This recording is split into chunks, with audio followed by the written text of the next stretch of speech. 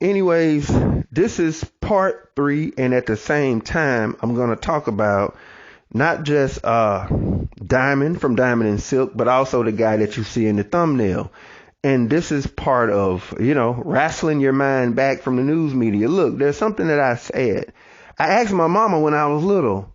The Bible says, "Be ye not deceived." What's the purpose of deception if it ain't deceiving? I always say, what's the purpose of deception if it's not deceiving?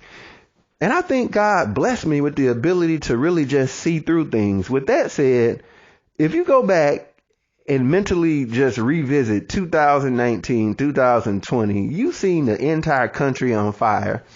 Even though the vast majority of the fighting was happening in Portland, Oregon, not Minneapolis, Minnesota, where George Floyd was killed. It was actually happening in Portland.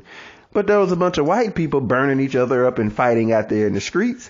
So that didn't fit a certain narrative. Just showing a bunch of white people killing each other and fighting, that doesn't fit a social narrative. We need to show what appears to be the Planet of the Apes.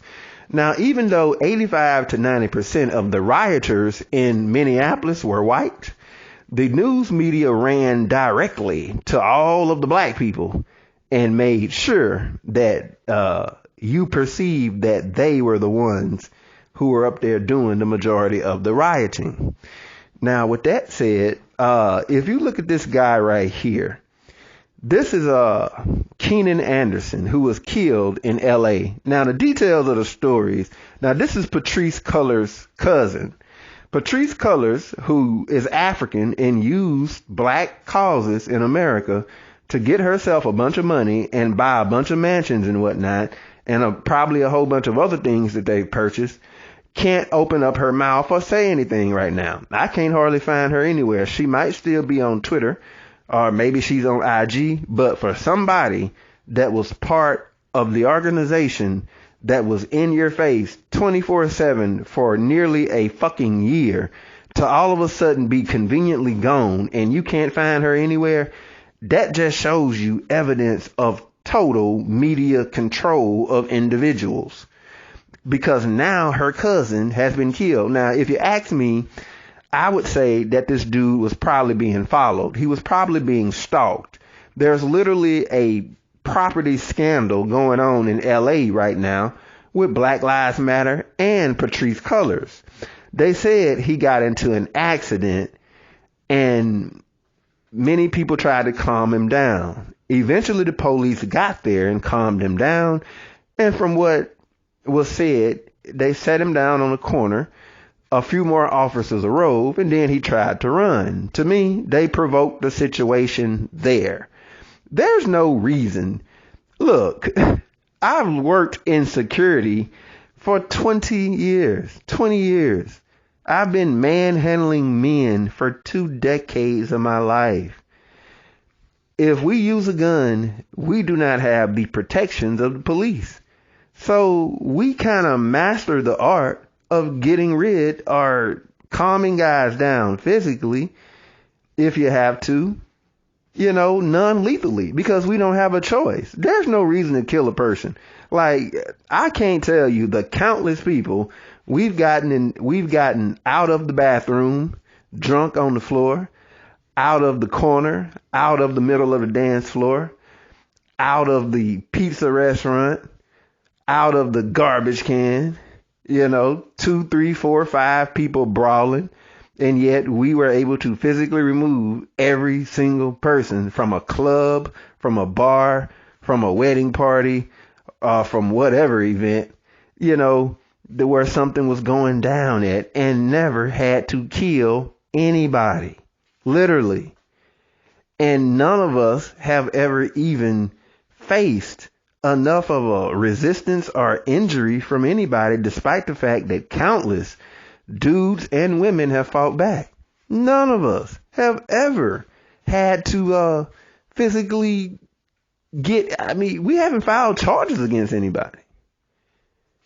You get stupid, but we just haven't. And man, I'm telling you, I have been in situations, bruh, Don't tell me that I haven't been in those situations doing this job. So if some situation exists where this dude winds up running, trust me, they got him right there, provoked the situation, made him run, and then justified killing him.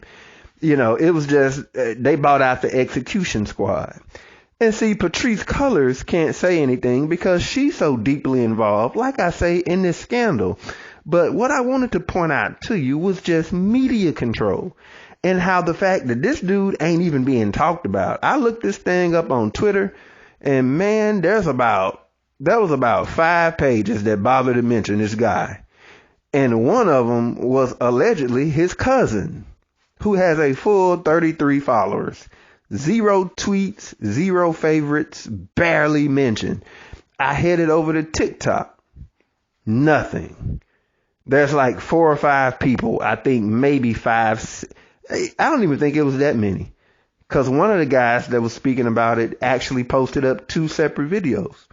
So this whole story is covered. It's being completely, it's not convenient right now. As of right now, it doesn't fit any particular narrative. So therefore, they're just not covering it. They're just leaving it alone. And they're going to leave it alone, and they're going to hit you up with novel internet BS, and they will make you, there's more people right now. Think about it.